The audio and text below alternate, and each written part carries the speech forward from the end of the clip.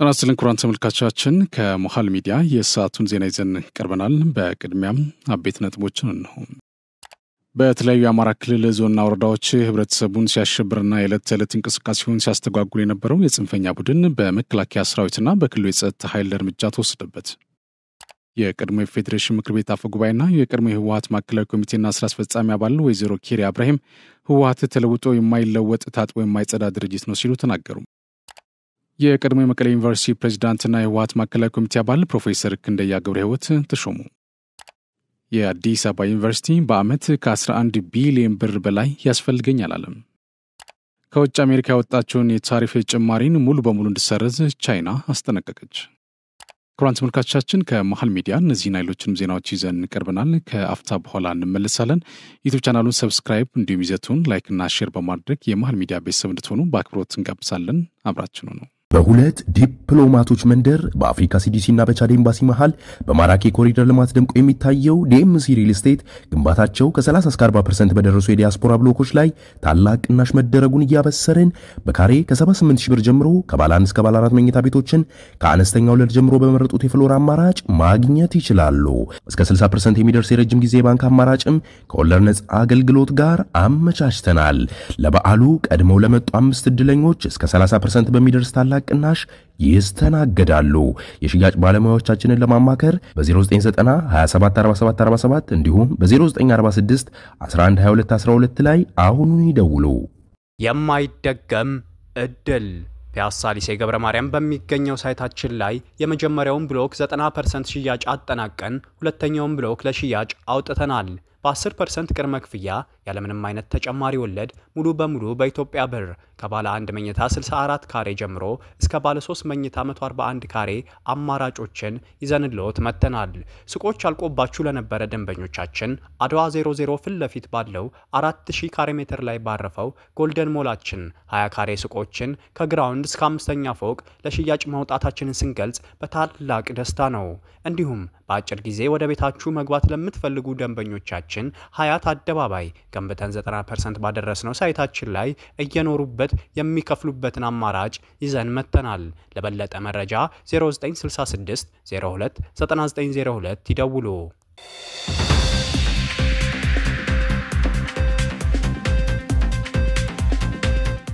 በቅድሚያ ሀገራዊ ብልጽግና ግባችንና ዓመታዊ እቅዶቻችን ለማሳካት ተቋማት ቀን ከሌት ሊተጉ ይገባል ሲሉ ምክትል ጠቅላይ ሚኒስትር ተመስገን ጥሩነህ አስገነዘቡ። ምክትል ጠቅላይ ሚኒስትሩ በማህበራዊ ትስስር ገጻቸው ባሰፈሩት መልእክት የ2017 በጀት ዓመት የ9 ወራት ዋና ዋና የማክሮ ኢኮኖሚና የዘርፎችን እቅድ አፈጻጸም ዛሬ ከፌዴራል ተቋማት ጋር የስራ ኃላፊዎች ጋር መገምገም ጀምረናል ብሏል። በቆይታችንም በ100 ቀናት የትኩረት ማዕከል የሆኑ ዋና ዋና ተግባራት የተገኙ ውጤቶችን፣ የታዩ ክፍተቶችንና የትኩረት አቅጣጫዎችን ከተቋማቱ የስራ ኃላፊዎች ጋር በጋራ እንወያያለን ነው ያሉት። ባለፉት 9 ወራት በተሟላ የማክሮ ኢኮኖሚና ሪፎርም ትግበራ በተለያዩ መስኮች በርካታ ስኬቶች ተመዝግበዋል ሲሉም ገልጸዋል። የዘርፎች አፈጻጸም የላቀ ነው ያሉት ምክትል ጠቅላይ ሚኒስትሩ እነዚህ ድሎቻችን እንደ መንግስት የመፈጸም አቅማችን ማሳያዎች ናቸው ብሏል። በመሆኑም በቀሪ ወራት መፈጸም ያለባቸውን ተግባራት በመለየት በአመቱ ለማሳካት የተያዙ ትልሞችን በተሟላ መልኩ ለመፈጸም ሁሉም አካላት በትኩረት መስራት ይገባቸዋል ሲሉ አስገንዝበዋል። ሙስና የጸዳና በመልካም ስነ ምግባር የታነጸ ትውልድ በመገንባት ሂደት የሚያበረክቱትን አስተዋጽኦ አጠናክረው እንደሚቀጥሉ የተለያዩ ሃይማኖት አባቶች ገለጹ። በኢትዮጵያ ኦርቶዶክስ ተዋሕዶ ቤተክርስቲያን የቅኔና መጽሐፍ ትርጓሚ መምህር ሊቀ ጉባኤያት አባ ተክለ ሃይማኖት፣ የእስልምና ሃይማኖት መምህር ሼክ አብዱ ሰይድ መሐመድና በኢትዮጵያ ወንጌላውያን ቤተክርስቲያን መካነ ኢየሱስ የአዲስ አበባ ሲኖዶስ ምክትል ፕሬዚዳንት ቄስ ዶክተር ዘላለም ቸርነት በትውልድ ግንባታና ሙስና መከላከል ዙሪያ ከኢትዮጵያ ዜና አገልግሎት ጋር ቆይታ አድርጓል። በኢትዮጵያ ኦርቶዶክስ ተዋሕዶ ቤተክርስቲያን የቅኔና መጽሐፍት ትርጓሚ መምህር ሊቀ ጉባኤያት አባ ተክለ ሃይማኖት ትውልድን በስነ ምግባር ማነጽና ሙስናን የመከላከል አስተምሮ የእምነት ተቋማትን የሃይማኖት አባቶችን የምንጊዜም ስራ ነው ብሏል። በስነ ምግባር የታነጸ ትውልድ ለመገንባት እንዲሁም ስርቆትን ለመከላከል እየሰሩ እንደሚገኙ በመግለጽ የትምህርት ተቋማት በስነ ምግባር የታነጸ ትውልድ በመገንባት የሙስና መከላከል ስራን ውጤታማ ለማድረግ ሚናቸው ከፍተኛ መሆኑን ተናግሯል። የእስልምና ሃይማኖት መምህር ሼክ አብዱ ሰይድ መሐመድ በበኩላቸው የሰው ልጅ ኑሮውን ወዙና በራሱ ጥረት መምራት እንዳለበት የሁሉም ሃይማኖት አስተምሮ ምክር መሆኑንም ገልጿል። በእስልምና ሃይማኖት አስተምሮ ነፍስ ሁሉ በሰራችው ስራ ትያዛለች ያሉት ሼክ አብዱ በዚህም በትውልድ ግንባታና ሙስና መከላከል ላይ የእምነት ተቋማት አስተምሮ ወሳኝ መሆኑን አስገንዝበዋል። በኢትዮጵያ ወንጌላውያን ቤተክርስቲያን መካነ ኢየሱስ የአዲስ አበባ ሲኖዶስ ምክትል ፕሬዚዳንት ቄስ ዶክተር ዘላለም ቸርነት የራስ ያልሆነ ንብረት ለራስ ጥቅም ማዋል፣ ስርቆትና ታማኝነትን ማጉደል የኢትዮጵያውያን ባህል አይደለም ብሏል። በዚህም ሁሉም ዜጋ ስረቅ የሚለውን አምላካዊ ቃል በመከተል ለተሻለ ሀገር ግንባታ በትብብር መስራትና መለወጥ እንደሚኖርበት መልእክት አስተላልፏል። ሙስናና ያልተገባ ጥቅም ትስስር የልማትና የመልካም አስተዳደር አቅርቦቶችን በማቋጨጭ ዜጎችን ለከፋ ድህነት የሚያጋልጥ ኢሞራላዊ ድርጊት መሆኑን ተናግሯል። በዚህም የአገልግሎት ሰጪ ተቋማት ደንበኞቻቸውን በተገቢው መንገድ የሚያገለግሉበትን ቀጣይነት ያለው ትምህርት መስጠት ያስፈልጋል ነው ያሉት። የመንግስትና የግል ተቋማት የሚመሩበት የአሰራር ስርዓት እንዳላቸው ሁሉ የእምነት ተቋማትም የሚመሩበት የህይወት ምንጭ የሆኑ ቅዱሳት መጻሕፍት መኖራቸውን አንስተዋል። በቀጣይም በየእምነቱ ተቋማት የሃይማኖት አስተምሯቸው በሙስና መከላከል ላይ ትምህርት በመስጠት በበጎ ስነ ምግባር የታነጸ ትውልድ ለመገንባት የበኩላቸውን ሚና እንደሚወጡ አረጋግጠዋል። የኢትዮጵያ የባህር በር ጉዳይ በዓለም አቀፍ ደረጃ የተሻለ ተቀባይነት እንዲያገኝ ማድረግ መቻሉን የውጭ ጉዳይ ሚኒስትሩ ዶክተር ጌዲዮን ጢሞቴዎስ ገለጹ። ጠቅላይ ሚኒስትር ዶክተር አብይ አህመድ በተገኙበት የ2017 በጀት ዓመት የሶስተኛው ሩብ ዓመት የ100 ቀን አፈጻጸምና የተሟላ የማክሮ ኢኮኖሚ ትግበራ የ9 ወራት አፈጻጸም ተገምግሟል። ዶክተር ጌዲዮን ጢሞቴዎስ የዲፕሎማሲ ዘርፉን አፈጻጸም አስመልክተው በሰጡት ማብራሪያ ባለፉት 9 ወራት በሁለትዮሽና በባለብዙ ወገን ዲፕሎማሲ ግንኙነቶች በርካታ ስኬቶች መመዝገቡን አብራርተዋል። ኢትዮጵያ በብሪክስ መድረክ ውጤታማ ተሳትፎ ማድረጓን እንዲሁም የአፍሪካ ህብረት ጉባኤን ውጤታማ በሆነ መንገድ ማስተናገዷንና የህብረቱ የሰላምና የደህንነት ምክር ቤት አባል ሆና መመረጧን አንስተዋል። ከአጎራባች ሀገራት ጋር ከወደብና የባህር ጉዳይ ጋር በተገናኘ የነበሩ አለመግባባቶችን በሰላማዊ ዲፕሎማሲያዊ መንገድ መፍታት መቻሉን ጠቁሞ የኢትዮጵያ የባህር በር ጉዳይ በዓለም አቀፍ ደረጃ የተሻለ ተቀባይነት እንዲያገኝ ማድረግ እንደተቻለም አመላክቷል። በኢትዮጵያ እየተከናወኑ ያሉ የሪፎርም ስራዎች የኢትዮጵያን አቅምና ተጽዕኖ ፈጣሪነት ይበልጥ እያጎለበቱ መሆናቸውን አንስተው በኃይል መሰረተ ልማት ቀጠናውን ለማስተሳሰር ሰፋፊ ስራ መከናወናቸውን ጠቅሷል። ይህም የኢትዮጵያ ኢኮኖሚ እድገት በኢትዮጵያ ብቻ ሳይታጠር ለቀጠናው አቅም እንደሆነ በተጨባጭ የታየበት መሆኑን አመላክቷል። በአጠቃላይ በበጀት ዓመቱ 9 ወራት የኢትዮጵያን ብሔራዊ ጥቅም ያስከበሩ ስኬታማ የዲፕሎማሲ ስራዎች መከናወናቸውን አብራርተዋል። እንደሚከተለው ይቀርባል። ባለፉት 9 ወራት በሁለትዮሽም ሆነ ባለብዙ ወገን የኢትዮጵያ የዲፕሎማሲ ግንኙነቶች የተለያዩ ስኬቶች ተገኝተዋል። ከዚህ ውስጥ መጠቀስ የሚችሉት ኢትዮጵያ በብሪክስ መድረክ ውጤታማ ተሳትፎ አድርጋለች። የአፍሪካ ህብረትን ውጤታማ በሆነ መንገድ አስተናግዳ የህብረቱ የሰላምና የደህንነት ምክር ቤት አባል ሆና ተመርጣለች። እንዲሁም ከአጎራባች ሀገራት ጋር በተለይ ከወደብ እና ከባህር በር ጋር በተገናኘ ከጎረቤት ሀገር ጋር የነበረ አለመግባባትን በሰላማዊ ዲፕሎማሲያዊ መንገድ መፍታትና በዓለም አቀፍ ደረጃም የኢትዮጵያ የባህር በር ጉዳይ የተሻለ ተቀባይነት እንዲያገኝ ማድረግ ተችሏል።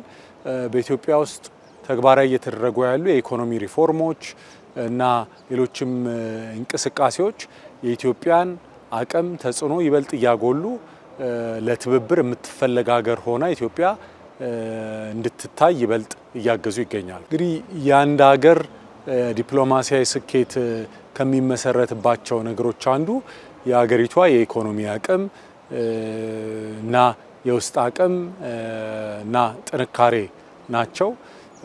የማክሮ ኢኮኖሚክ ማሻሻያዎች ከዛ ጋር ተያይዞ የሚመጡ ውጤቶች ሀገራችን በቀጠናው ተጽዕኖ ፈጣሪ እንድትሆን ኢትዮጵያ በመሰረተ ልማት ከጎረቤቶቿ ጋር ከቀጠናው ሀገራት ጋር በመቀናጀት በኃይል አቅርቦት ከኬንያ፣ ከሱዳን፣ ከታንዛኒያ ከሌሎችም ሀገራት ጋር እየፈጠረችው ያለው ትስስር የኢትዮጵያ የኢኮኖሚ እድገት የኢትዮጵያ ልማት በኢትዮጵያ ብቻ ታጥሮ የሚቀር ሳይሆን ለቀጠናችንም ለጎረቤት ሀገሮችም አቅም የሚሆን እንደሆነ በተጨባጭ እየታየ ያለ ነው። ከጊዜ ወደ ጊዜ የተቋም ግንባታ አቅምን ማጠናከር ላይ የሚሰሩ ስራዎች በቀጣይነት በስፋት የምንሰራቸው ስራዎች ይኖራሉ። ያ እንዳለ ሆኖ ባለን አቅም ብሔራዊ ጥቅምን አገራዊ ጥቅምን ማዕከል ያደረገ ያንን በተመለከተ የጠራ የነጠረ የተለዩ የሀገርን ጥቅሞች ለይቶ ያንን ተግባራዊ ለማድረግ የሚንቀሳቀስ ዲፕሎማሲያዊ አካሄድ በመከተል የተሻለ ውጤታማ ሆነናል ብለን እናስባለን። የኢትዮጵያ አየር መንገድ በአፍሪካ ምርጥ የበረራ ላይ ምግብ አቅርቦት አየር መንገድና በአፍሪካ በቀዳሚነት በተረከባቸው ኤርባስ ኤ350 1000 አውሮፕላኖች በሚሰጣቸው ዘመናዊ አገልግሎቶች 2 ሽልማቶችን አግኝቷል። አየር መንገዱ በጀርመን ሃምበርግ በተካሄዱ 2 መርሃ ግብሮች ላይ ነው በአፍሪካ ምርጥ የበረራ ላይ ምግብ አቅርቦት አየር መንገድና በአፍሪካ በቀዳሚነት በተረከባቸው ኤርባስ ኤ350 1000 አውሮፕላኖች በሚሰጣቸው ዘመናዊ አገልግሎቶች ካቢን ኮንሰፕት ኦፍ ዘ ይር 2025 ሽልማቶችን የተቀበለው። እነዚህ ሽልማቶችን የኢትዮጵያ አየር መንገድ ለሚሰጣቸው አገልግሎቶች ዓለም አቀፍ እውቅና ያጎናጽፉና በዓለም ደረጃ ያለውን ተወዳዳሪነት የሚያጠናክሩ መሆናቸውን ከአየር መንገዱ የተገኘው መረጃ አመላክተዋል። የአዲስ አበባ ዩኒቨርሲቲ በዓመት ከ11 ቢሊዮን ብር በላይ ያስፈልገኛል አለ። እንደ ምንጮች ገለጻ በቀጣይ 5 ዓመታት ውስጥ ዩኒቨርሲቲው የተሻለ ተቋም ለማድረግ 59 ቢሊዮን ብር እንደሚያስፈልግ የዩኒቨርሲቲው ተጠባባቂ ፕሬዚዳንት ሳሙኤል ክፍሌ ገልጸዋል። በዓመት በመንግስት 4 ቢሊዮን ብር የተመደበለት ይህ አንጋፋ ተቋም ከራሱ 1 ቢሊዮን ብር በዓመት ገቢ እንደሚያገኝ ተናግሯል። የገንዘብ አለመመጣጠን ለትምህርት ለምርምርና ለስራ ምቹ አካባቢ ለመፍጠር ዩኒቨርሲቲው የሚያደርገውን ጥረት እየፈተነ መሆኑን መረጃው አመላክተዋል።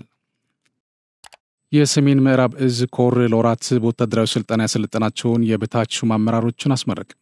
በስልጠናው ማጠናቀቂያ የተገኙት የኮር ዋና አዛዥ ብርጋዴር ጀነራል ሐሽም ኢብራሂም ስልጣኞች በቆይታቸው በወታደራዊ ጥበብ በአካል ብቃትና በስነ ልቦና የተሰጣቸውን ስልጠና የሰለጠን እንዋጋለን የተዋጋን እንሰለጥናለን በሚል መሪ ሐሳብ ተቀብላችሁ በመሰልጠን ብቁ መሆናችሁን ማንኛውም ግዳጅ ለመፈጸም ያግዛችኋል ብሏል። ጓድ አመራሮች ከየትኛውም አመራር ግንባር ቀደም ግዳጅ ፈጻሚ ተግባር ሰው በመሆናችሁ ኃላፊነታችሁን ፈጣን፣ ልበ ሙሉ፣ ቆራጥና ብልህ፣ ስልት አዋቂ፣ ጠላቱን አሸናፊ ጀግና መሆኑን የሚጠይቅ ነውና ይህንን ሆኖ ለመገኘት ጠንክራችሁ በሰለጠናችሁት ልክ ሚናችሁን ልትወጡ ይገባል ሲሉ ገልጸዋል። በተለያዩ የአማራ ክልል ዞንና ወረዳዎች ህብረተሰቡን ሲያሸብርና የዕለት ተዕለት እንቅስቃሴውን ሲያስተጓጉል የነበረው የጽንፈኛ ቡድን በመከላከያ ሰራዊትና በክልሉ የጸጥታ ኃይል እርምጃ ተወሰደበት። በሰሜን ሸዋ ዞን መንዝማማ ወረዳ፣ ሰሜን ወሎ ዞን ራያ ቆቦ ወረዳ፣ ላስታ ወረዳ፣ ደቡብ ወሎ ዞን ሳይንት አጅባር፣ አማራ ሳይንት ወረኢሉ፣ ሰሜን ጎጃም ዞን፣ ምስራቅ ጎጃም ዞን ደብረ ኤልያስ ወረዳ፣ እናርጅ እናውጋ ወረዳ እና ነብሴ ሳር ምድር ወረዳ ሲንቀሳቀስ በነበሩ ታጣቂ ቡድን ላይ የተጠናከረ እርምጃ መወሰዱን አንድ ከፍተኛ የሰራዊት አመራር ተናግሯል።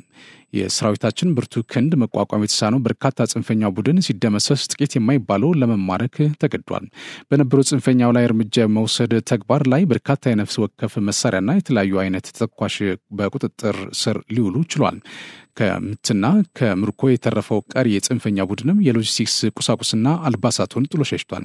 በተመሳሳይ በተለያዩ አካባቢዎች በመንቀሳቀስ በዝርፊያና በሽብር ተግባር ላይ ተሰማርቶ የነበረው የሸኔ ሽብር ቡድን ላይ እርምጃዎች ተወስደዋል። የሽብር ቡድኑ በህብረተሰቡ በደረሰበት መገፋትና ሰራዊታችን አጠናክሮ እየወሰደበት በሚገኘው እርምጃም ተስፋ በመቁረጥ ብዛት ያላቸው የቡድን አባላት ለሰራዊታችን እጃቸውን ሰጥቷል ይሏል ዘገባው።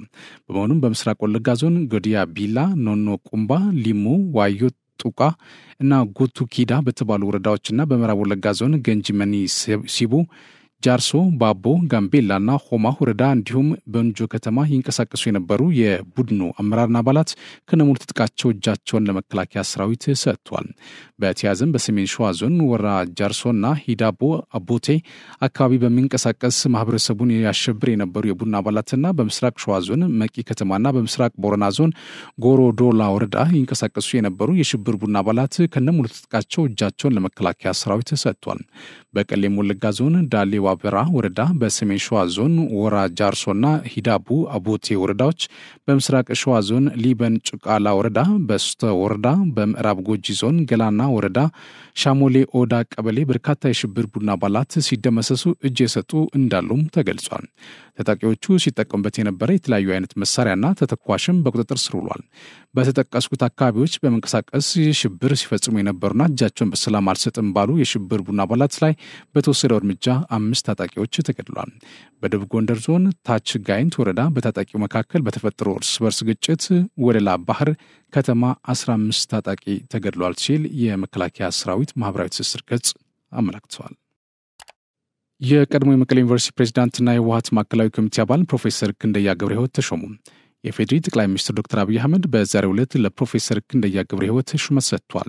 በዚህ መሰረት ከዛሬ ሚያዝያ 6 ቀን 2017 ዓ.ም ጀምሮ ፕሮፌሰር ክንደያ ገብረ ሕይወት የትምህርት ሚኒስቴር አማካሪ ሚኒስትር ዴኤታ ሆነው ተሾሟል። ፕሮፌሰሩ በትግራይ ህግ የማስከበር ዘመቻ ህወሓትን ወግነው በረሃ ድረስ ወጥተው የነበሩ ሲሆን በአቶ ጌታቸው ረዳ የጊዜያዊ አስተዳደር የስራ ዘመንም ከአንጃው ህወሓት ራሳቸውን አግለው ለትግራይ ህዝብ ውግንና ቆመው እንደነበር መረጃቸው ያመለክታል።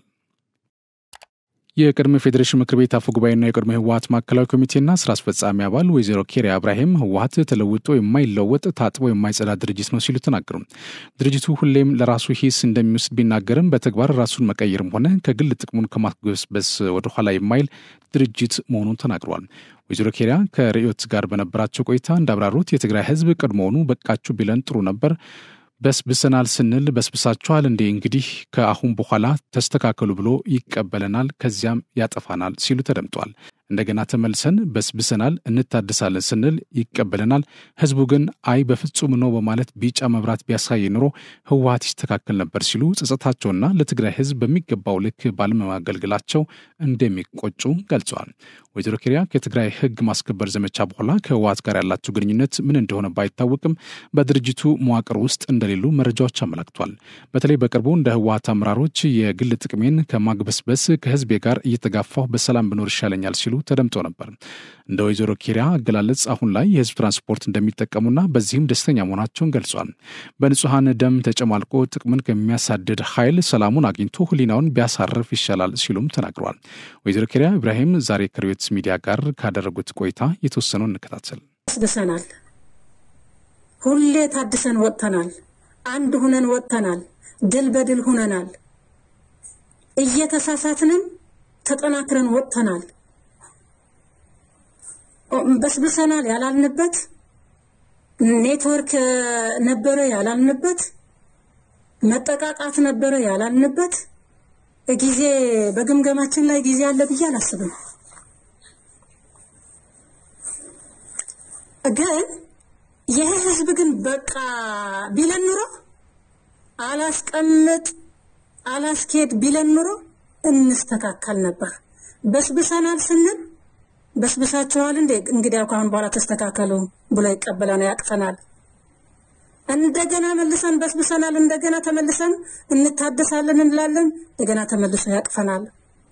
አይ ኖ በቃ ቢለንና ቀይ መብራት ቢያሳየን ወይም ቢጫ መብራት ቢያሳየን ኑሮ ግን ህወሓት ተስተካከላለች። የዜና በቀጥታ የሚተላለፍላችሁ ከመሃል ሚዲያ ነው። ዜናዎቻችን ይቀጥላሉ። በዋናውና የኢኮኖሚ ዘርፎች የተመዘገበው ስኬት ለዜጎች የስራ ዕድል ፈጠራ ጉልህ ሚና ማበርከቱን የስራና ክህሎት ሚኒስትር ሙፈሪያት ካሚል ገለጹ። የፌዴራል ጠቅላይ ሚኒስትር ዶክተር አብይ አህመድ በተገኙበት የ2017 በጀት ዓመት የሶስተኛው ሩብ ዓመት የ100 ቀናት የተሟላ የማክሮ ኢኮኖሚ ትግበራ የ9 ወራት አፈጻጸም ግምገማ ተካሂዷል። የስራና ክህሎት ሚኒስትር ሙፈሪያት ካሚል በሰጡት ማብራሪያ ኢትዮጵያ ባለፉት 9 ወራት በሁሉም የኢኮኖሚ መስኮች የሀገርን እድገት የሚያስቀጥሉ ትልቅ ስኬቶችን አስመዝግባለች ብሏል። የስራ ዕድል ፈጠራ ከኢኮኖሚ እንቅስቃሴ ጋር ተሳስሮ የሚታይ ነው ያሉት ሚኒስትሯ በዚህም በሁሉም መስክ የተመዘገበው ስኬት ለዜጎች የስራ ዕድል ፈጠራ መልካም አጋጣሚ ፈጥሯል ብለዋል። በሀገር በቀል የኢኮኖሚ ማሻሻያ የተሰራባቸው በሚገኙት የግብርና፣ የኢንዱስትሪ፣ ቱሪዝም፣ ማዕድንና ዲጂታል ኢኮኖሚ ዘርፎች ትርጉም ያለው ስኬት እንደተመዘገበም ተናግሯል። ባለፉት 7 ዓመታት ተግዳሮቶችን ወደ እድል መቀየር ያስቻለ እሳቤን በመተግበር ረጅም ርቀትን መጓዝ የሚያስችል ውጤት ማስመዝገብ እንደተቻለም አንስቷል። በበጀት ዓመቱ 4.9 ሚሊዮን ለሚሆኑ ዜጎች የስራ ዕድል ለመፍጠር ግብ ተቀምጦ የተሰራ እንደሚገኝም አስታውሷል። በዚህም በበጀት ዓመቱ ባለፉት 9 ወራት ብቻ እቅዱን 86% በማሳካት ለ3.4 ሚሊዮን ዜጎች ቋሚ የስራ ዕድል መፈጠሩን ጠቅሷል። የግብርና አገልግሎትና ኢንዱስትሪ የኢኮኖሚ መስኮች በቅደም ተከተል ከፍተኛውን የስራ ዕድል ፈጠራ ድርሻ መያዛቸውን አስረድተዋል። በውጭ ሀገራት የስራ ስምሪት ቀልጣፋ ህጋዊና ዘመናዊ አሰራር ስርዓትን በመዘርጋት ባለፉት 9 ወራት 344,000 ዜጎች የስራ ዕድል እንደተፈጠረላቸው ተናግሯል። በጠቅላይ ሚኒስትር ዶክተር አብይ አህመድ አነሳሽነት የተጀመረው የ5 ሚሊዮን ኮደርስ ስልጠና በርካታ ዜጎች የዲጂታል ክህሎቶቻቸውን በማሳደግ በዓለም የስራ ገበያ ተጠቃሚ እንዲሆኑ እድል ፈጥሯል ብሏል። ከትላልቅ የውጭ ኩባንያዎች የስራ ትዕዛዝ በመቀበል እስካሁን 45,000 ኢትዮጵያውያን በርቀት ስራ ተጠቃሚ መሆናቸውን ገልጿል። በስራ ዕድል ፈጠራ ሂደቱ የመስሪያ ቦታ፣ የፋይናንስ፣ የሙያዊ ድጋፍና ክትትል በማድረግ የዜጎችን ተጠቃሚነት ለማሳደግ ቀጣይነት ያለው ስራ እየተከናወነ እንደሚገኝም ሚኒስትሯ ጠቁመዋል። በመንግስት መዋቅር ውስጥ ሆነው ለህገወጥ ንግድ ምቹ ሁኔታ የሚፈጥሩ አካላት ከድርጊታቸው ሊቆጠቡ ይገባል ሲሉ የደቡብ ኢትዮጵያ ክልል ርዕሰ መስተዳድር አቶ ጥላሁን ከበደ ተናገሩ። በደቡብ ኢትዮጵያ ክልል በመንግስት መዋቅር ውስጥ ሆነው በክልሉ የተንሰራፋ ለመጣው ኮንትሮባንድና ህገወጥ ንግድ ምቹ ሁኔታ የሚፈጥሩ አካላት ከድርጊታቸው እንዲቆጠቡ የክልል ርዕሰ መስተዳድር አቶ ጥላሁን ከበደ አሳስበዋል። በክልሉ ኮንትሮባንድና ህገወጥ ንግድን ለመከላከል የተደራጀ ግብረ ኃይል በዘርፉ የ9 ወራት የስራ አፈጻጸም ላይ በአርባ ምንጭ ከተማ እየመከሩ ነው። በመድረኩ መልእክት ያስተላለፉት ርዕሰ መስተዳድሩ ጥላሁን ከበደ የህገወጦች የግንኙነት መረብ እጅግ የተወሳሰበ ነው ብሏል። አንዳንድ ስነ ምግባር የጎደላቸው የመንግስት መዋቅር አባላትም ለህገወጥ እንቅስቃሴው ሽፋን ሲሰጡ ይስተዋላሉ ነው ያሉት። ይህ ህገወጥ እንቅስቃሴ የሚያስከትለው ኢኮኖሚያዊ፣ ማህበራዊና ፖለቲካዊ ጫና ከፍተኛ በሆኑ በተግባሩ የሚሳተፉ አካላት ከድርጊታቸው እንዲቆጠቡ አሳስበዋል። ከድርጊታቸው በማይቆጠቡ አካላት ላይ የህግ የበላይነትን የማስከበር እርምጃ እንደሚወሰድም አስጠንቅቀዋል።